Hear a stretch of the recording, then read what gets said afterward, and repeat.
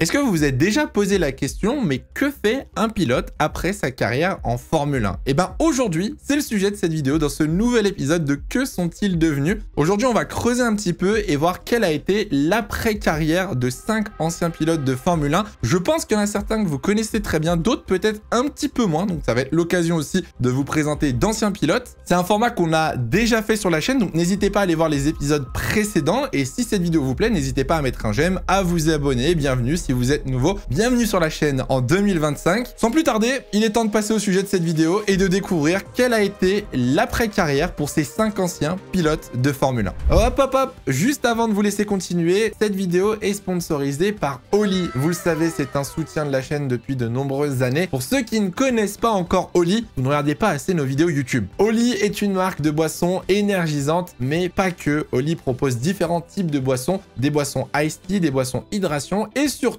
des boissons milkshake. Oui, vous ne rêvez pas. Oli propose une variété de types de goûts en fonction des types de boissons que vous souhaitez sélectionner et surtout les boissons sont faites sans caféine. Il y a cette New Caf qui vous empêche d'avoir ce coup de barre après avoir bu une canette ou un café. Vous êtes sûr au moins avec Oli de garder de la force et de l'énergie durant toute la journée. Il y a un réel intérêt économique vu que vous pouvez acheter des boosters qui vous font beaucoup plus d'utilisation qu'une simple canette ou une simple bouteille. Et surtout, vous avez un intérêt économique parce que vous avez le code HYDRO qui vous offre 10% de réduction sur votre commande, peu importe l'article du site. Si jamais vous n'avez jamais commandé sur le site Oli, je vous conseille de tester les petits packs découvertes. C'est des petits sachets pour tester les goûts et vous faire un avis sur les produits de Oli. Pour votre première commande, vous avez le code HYDRO5 qui vous fera économiser 5 €, peu importe le produit. Donc n'hésitez pas, le lien est dans la description. Merci encore à Oli de nous soutenir sur tous nos projets et je vous embête pas plus, je vous laisse avec la vidéo.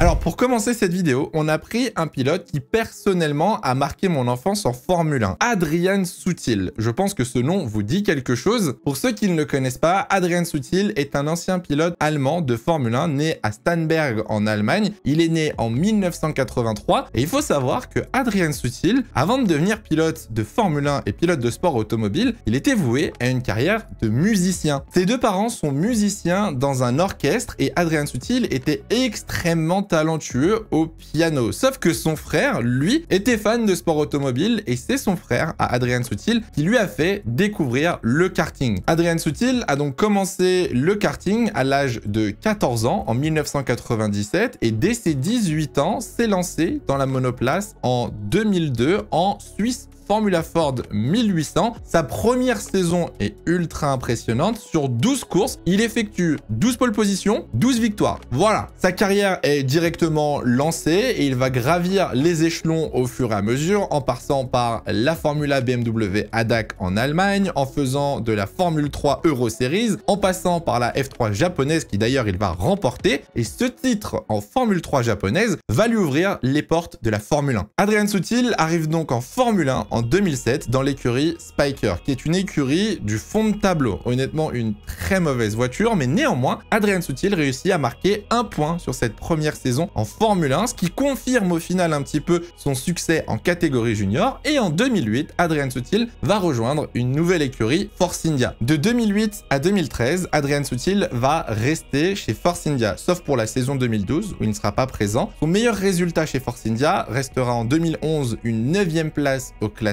pilote et en 2014, Adrian Sutil rejoindra Sauber. Encore une fois, une écurie du fond de peloton, une saison pas très rayonnante, il faut le dire. Malheureusement pour Adrian Sutil, le moment fort de cette saison 2014 sera l'accident terrible de Jules Bianchi au Japon, auquel il assistera de ses propres yeux. Un accident traumatisant pour Adrian Sutil qui a littéralement vu Jules Bianchi venir percuter la dépanneuse au Japon. Suite à cet accident, Adrian Sutil ne voulait pas revenir en Formule 1 et Sauber a décidé de se séparer d'Adrian Sutil malgré l'année de contrat qui lui restait. En 2015, il est quand même devenu pilote de réserve pour l'écurie Williams Racing, mais après ça, Adrian Sutil a totalement disparu des paddocks de Formule 1. Un bilan quand même pas très positif, il faut le dire. 128 grands prix, aucune victoire, aucun podium. C'est lui qui détenait le record du nombre de grands prix sans podium avant que Nico Hülkenberg vienne le battre. Et d'ailleurs, Hülkenberg détient toujours ce record. Mais du coup, qu'a fait Adrian Sutil Soutil après sa carrière en sport automobile? Et bah Adrian Sutil, il est parti loin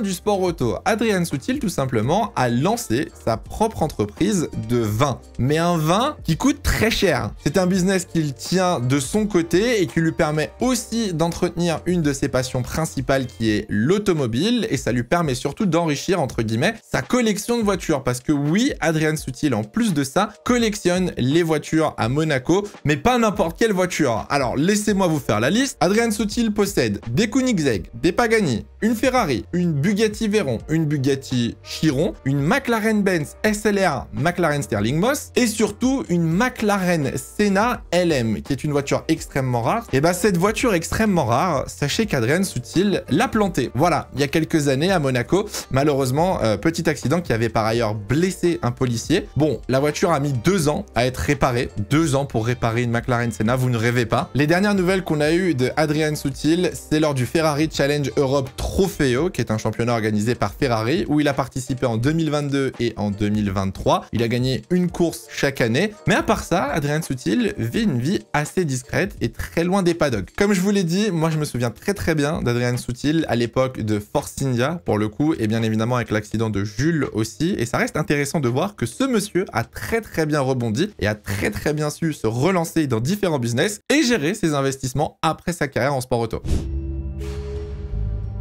Rio Harriento. Alors là, je pense que très peu de personnes le connaissent, ou en tout cas les nouveaux fans de Formule 1, ce nom ne doit rien vous dire. Et c'est normal. Rio Harriento était un pilote indonésien, né en 1993 à Surakarta, en Indonésie. Aujourd'hui, Rio Harriento a 32 ans. Et si vous ne vous souvenez pas de ce pilote, c'est parce que sa carrière en Formule 1 a été extrêmement courte. Rio Harriento a commencé le sport automobile à l'âge de 6 ans, en 1999, sur des compétitions du côté du continent asiatique. Puis en 2005, il s'est rabattu sur les compétitions européennes et a enchaîné les roulages en France et en Belgique. C'est seulement en 2008 où Rio Harriento passe le step de la monoplace et en 2010, il rejoint le GP3 Series pour rouler avec l'écurie Manor. Et ben, pour une première saison, c'était pas si mauvais, honnêtement. 5e au classement avec une victoire en Turquie. Cette saison en 2010 lui a permis de décrocher un test en Formule 1 avec à l'époque l'écurie Marussia, un test à Silverstone. Ce test lui a permis entre autres de valider sa licence et de concrétiser un petit peu son profil en Europe en tant que pilote de monoplace. Malgré ce test à Silverstone, Rio Harriento a enchaîné avec une 2e saison de GP3 avant de passer en GP2 qui est l'ancêtre de la Formule 2 en faisant 3 saisons. Sauf que malheureusement pour Rio Harriento, il s'est toujours retrouvé dans des écuries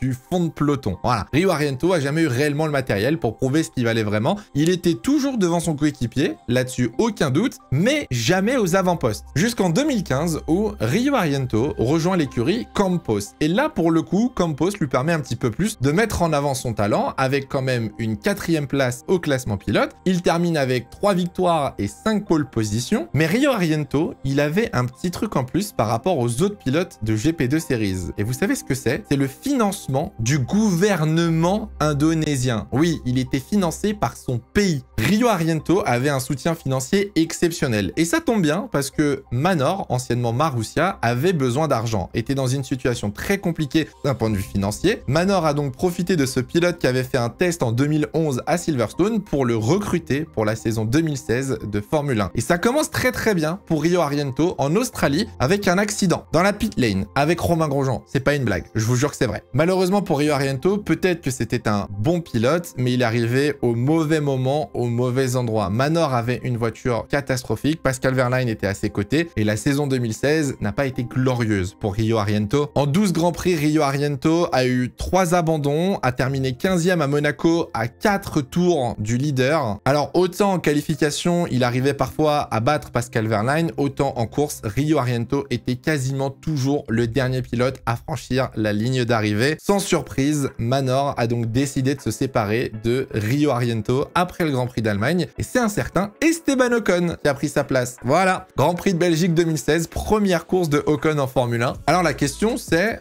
qu'est-ce qu'il est devenu Rio Harriento? Parce qu'il avait pas l'air très bon en Formule 1, qu'est-ce qu'il a bien pu faire après? Et encore une fois, Rio Harriento a très bien rebondi. Rio Harriento a tout simplement rejoint l'entreprise familiale, Kiki de son nom. Voilà, une imprimerie tout simplement. En plus de ça, Rio Harriento Ariento a continué ses études en parallèle du sport automobile avant la Formule 1 et il est diplômé d'un diplôme de commerce de l'université d'Anglia Ruskin à Singapour. J'espère que je le prononce bien. Et ce diplôme va lui permettre de se lancer dans une carrière de commercial et businessman. Résultat, Rio Ariento est propriétaire aujourd'hui de 2 restaurants. Un dans sa ville natale à Surakarta, le restaurant Grandis Barn, et un deuxième, Tikyard à Coolangatta. J'espère que je le dis bien. Rio Ariento avait quand même essayé de revenir en sport automobile sans succès. Il a fait quelques piges sur le continent asiatique. Il avait participé à l'Audi R8 LMS Cup. Il avait fait quelques manches de Blancpain GT Challenge Asia et il avait aussi fait une manche en Asia Le Mans Series sans succès. Et depuis, Rio Ariento se concentre seulement sur ses business en Indonésie. C'est dommage parce que honnêtement, Rio Ariento avait peut-être le potentiel d'être un pilote du midfield. Rio Ariento n'était peut-être pas si mauvais, mais ça prouve encore une fois qu'en Formule 1, le timing et l'équipe que vous rejoignez est extrêmement importante pour la suite de votre carrière.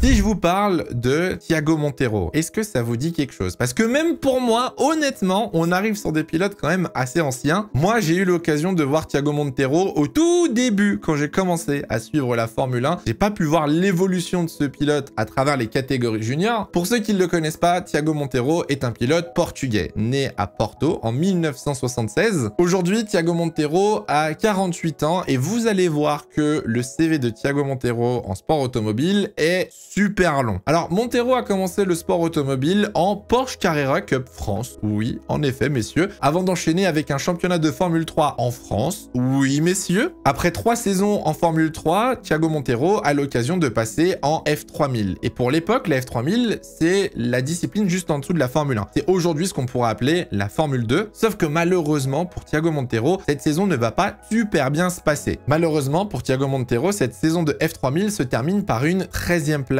au classement. Et Thiago Monteiro décide donc de partir du continent européen pour aller essayer la Champ Car aux États-Unis. Malheureusement pour lui, ça n'a pas non plus fonctionné en Champ Car vu qu'il termine 15e du classement et c'est en 2003 où Thiago Monteiro va décider de rejoindre les World Series by Nissan. À l'époque, ce championnat était extrêmement surveillé par les écuries de Formule 1 pour recruter des jeunes pilotes et c'est exactement ce qui va se passer. Thiago Monteiro va terminer vice-champion derrière Heikki Kovalainen en 2003 avec quand même 5 victoires, 4 pole positions et 9 podiums. Grâce à ce résultat, Thiago Monteiro va pouvoir accéder à la Formule 1 en rejoignant l'écurie Jordan et dès sa première saison, Thiago Monteiro va monter sur le podium au Grand Prix des États-Unis 2005. Ça vous dit quelque chose? Si je vous dis pneu, si je vous dis Michelin, voilà. Thiago Monteiro est monté sur le podium de cette fameuse course où les 3/4 de la grille n'ont pas participé et encore aujourd'hui, Thiago Monteiro est le seul et premier pilote portugais à être monté sur un podium en Formule 1. Sur la même saison, Thiago Monteiro termine 8e au Grand Prix de Belgique et pour l'année suivante, le pilote portugais décide de rejoindre Midland, écurie du fond de plateau. Qui dit écurie de fond de plateau dit écurie sans performance. Qui dit écurie sans performance dit aucun avenir en Formule 1. Et c'est exactement ce qui s'est passé vu que Monteiro n'a pas fait de très bons résultats en 2006. Monteiro a tout simplement été remplacé par un pilote allemand pour la saison 2007, un certain Adrian Sutil et l'écurie a été renommée Spiker. Bon, dans tous les cas, notre Thiago Monteiro n'a pas perdu de temps. Thiago Monteiro s'est directement retourné vers une autre catégorie, au championnat de WTCC, le championnat de voitures de tourisme. Il a participé à ce championnat jusqu'en 2007, où le championnat a été renommé ensuite WTCR, mais honnêtement, pas de résultat exceptionnel pour notre pilote portugais. Voilà, quelques victoires par-ci, par-là. Une 3e place quand même en 2016. Encore en parallèle de sa carrière en WTCC, Thiago Monteiro avait participé aux 24 heures du Mans. Bon, sans succès, encore une fois, j'ai l'impression que je le répète beaucoup. Néanmoins, Thiago Monteiro a participé aux 24 heures du Nürburgring en TCR et a remporté 2 fois l'édition, une fois en 2019, une fois en 2020. Il termine 3e de l'édition 2021. Il n'a pas participé à l'édition 2022 et sa dernière apparition en sport automobile était lors des 24 heures du Nürb en 2023. Après ça, Thiago Monteiro s'est retiré de sa carrière de pilote. Aujourd'hui, il accompagne d'autres pilotes encore en activité, comme un certain Antonio Félix da Costa, pilote de Formule I portugais. Petite mention quand même à la période directeur d'équipe que Thiago Monteiro a pu avoir en 2008, après sa période de Formule 1. Thiago Monteiro a décidé de racheter l'écurie BNC Competition. Cette écurie était inscrite dans le championnat de GP2 Series et a été renommée Ocean Racing Technology. Alors, ça marchait plutôt bien vu que l'équipe était inscrite en GP2 Series, en GP2 Asia, en GP3 Series. Après 5 ans, malheureusement, l'aventure s'est arrêtée pour Thiago Monteiro vu que l'écurie manquait de financement. C'est là où Monteiro s'est consacré à plein temps sur sa carrière de pilote en WTCC. Aujourd'hui, les gars, Thiago Monteiro, c'est juste un mec chill, c'est juste un Portugais chill qui a fait un podium et qui est encore le seul et unique pilote de Formule 1 portugais à être monté sur un podium.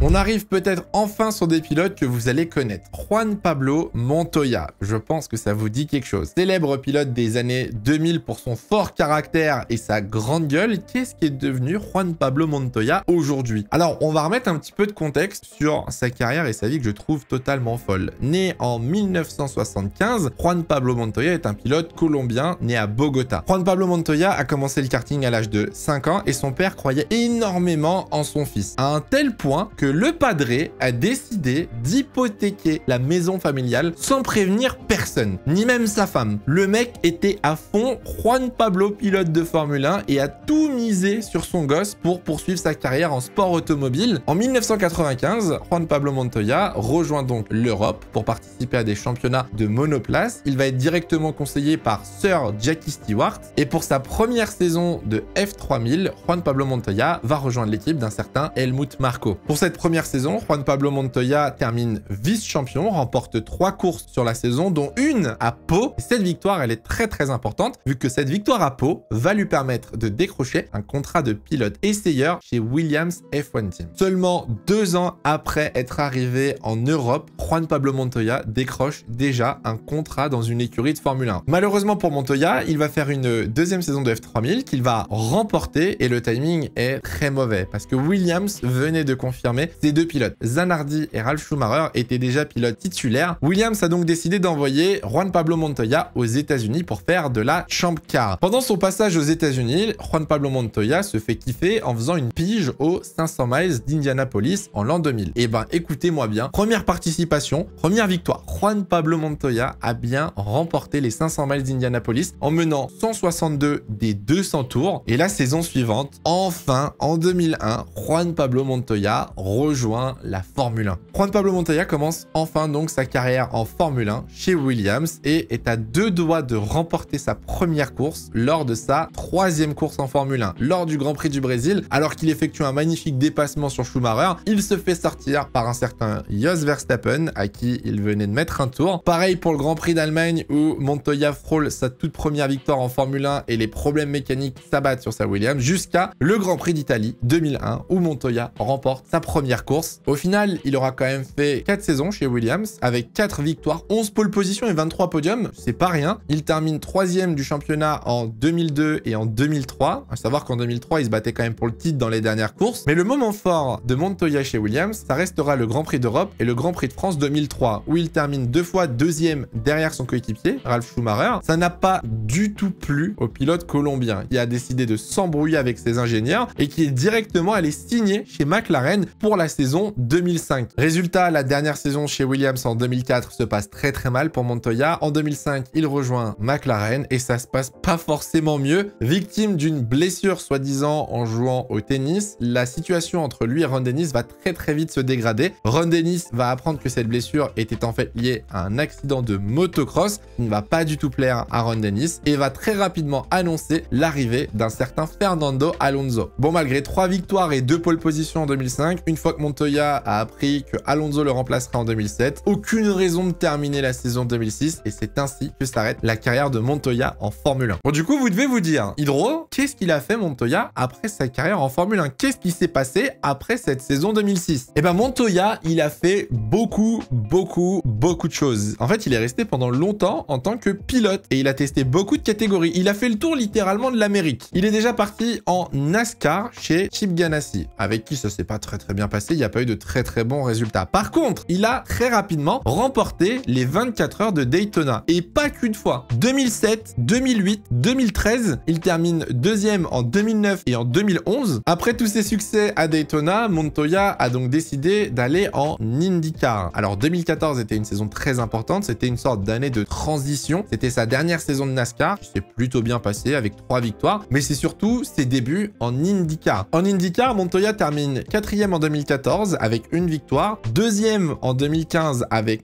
2 victoires, 2016 et 2017 ont été des saisons un petit peu plus compliquées, et puis il s'est dit bon, on va tester autre chose. Allez, on va se lancer en IMSA. Montoya se lance donc en IMSA et remporte le championnat en 2019 au volant d'une Acura. En plus de ça, il a participé aux 24 heures du Mans où il termine 3e en LMP2 en 2018. Il était retourné faire quelques piges d'IndyCar en 2021 et 2022 et il faut aller jusqu'en 2024 où on a la dernière apparition de Juan Pablo Montoya au volant d'une voiture. C'était à Watkins Glen. Depuis, Montoya a mis fin à sa carrière sportive. Ça fait désormais 1 an que Juan Pablo Montoya est devenu consultant pour une télé colombienne, AS Colombia. Il est aussi apparu sur Motorsport TV de temps en temps. Et le nom Montoya, on vous en parle aujourd'hui parce que vous allez en entendre parler cette année. Son fils, Sébastien Montoya, est présent sur la grille de Formule 2 en 2025. Il roulera chez Prema. Il a fait une saison de Formule 3 pas étincelante, mais loin d'être mauvaise non plus. Et ce sera un des pilotes que vous allez pouvoir suivre cette année pendant la saison de Formule 2.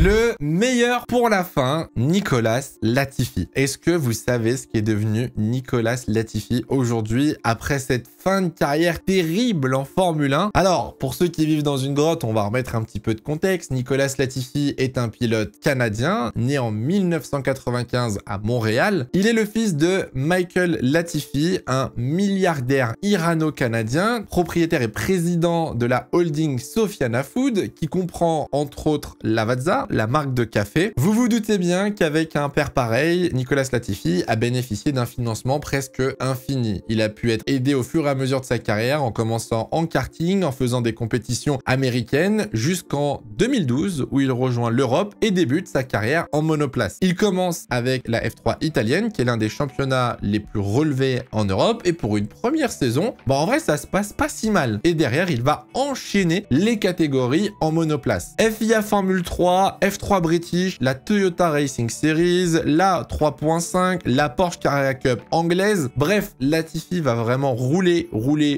et prendre un maximum d'expérience. Malgré tous ces championnats, il faut savoir qu'en 3 ans, Nicolas Latifi n'a pas gagné de titre et n'a même pas gagné de course. Voilà, ça pose déjà un problème vu le nombre de catégories qu'il a fait. Alors, on peut noter une très belle 5e place à Macao en 2014. Il faut savoir que la course à Macao est l'une des plus dures au monde. Ça reste quand même un bon résultat. Mais en 2016, lorsque Dams le titularise pour le GP2 Series, on va pas se mentir, ça sort un petit peu de nulle part. En plus de ça, Nicolas Latifi va bénéficier du rôle de pilote d'essai chez Renault pendant 2 ans, 2016 et 2017, simplement grâce à ses sponsors. Mais Latifi va passer 4 ans en Formule 2. 4 saisons de Formule 2 jusqu'à devenir le vice-champion de Formule 2 en 2019, juste derrière Nyck de Vries. Alors, entre-temps, il était passé pilote d'essai chez Force India en 2018, puis en 2019, il est passé pilote d'essai chez Williams, et ça a été la bonne décision, vu qu'en 2020, Williams est dans une situation précaire, a besoin d'argent, et donc Williams va faire appel à son pilote. Nicolas Latifi devient pilote de Formule 1, aux côtés de George Russell. George Russell va l'atomiser, voilà, c'est bon, je l'ai dit. George Russell va le détruire, que ce soit en qualif ou en course. Latifi va passer pour un amateur à ses côtés, et malheureusement pour lui, la saison 2021 est pas meilleure. En 2021, Russell est encore une fois largement au-dessus, que ce soit dans le duel en qualif ou dans le duel en course. Latifi ne peut rien faire, ne performe pas et termine quasiment tout le temps sur les dernières positions. Et puis, il y a ce fameux Grand Prix d'Abu Dhabi 2021. Il y a ce fameux crash dans les derniers tours qui vont venir indirectement coûter le titre à Lewis Hamilton, offrir le titre à Max Verstappen. Et à ma grande surprise, je l'avais oublié, je sais pas vous, mais Latifi était présent en 2022. Latifi a rouler est revenue après son accident de 2021. Je sais pas pourquoi dans ma tête, pour moi Latifi avait disparu après Abu Dhabi. Malgré toutes les menaces, malgré toutes les insultes, malgré toutes les critiques, malgré tout ce qui a pu se passer sur internet, parce qu'il faut rappeler quand même que c'était une situation horrible à vivre pour Latifi. Sa famille avait été menacée, il se faisait suivre dans la rue, bref, c'était un cauchemar. Il a quand même eu la force de revenir pour une dernière saison de Formule 1. Une fois n'est pas coutume, son coéquipier l'a détruit.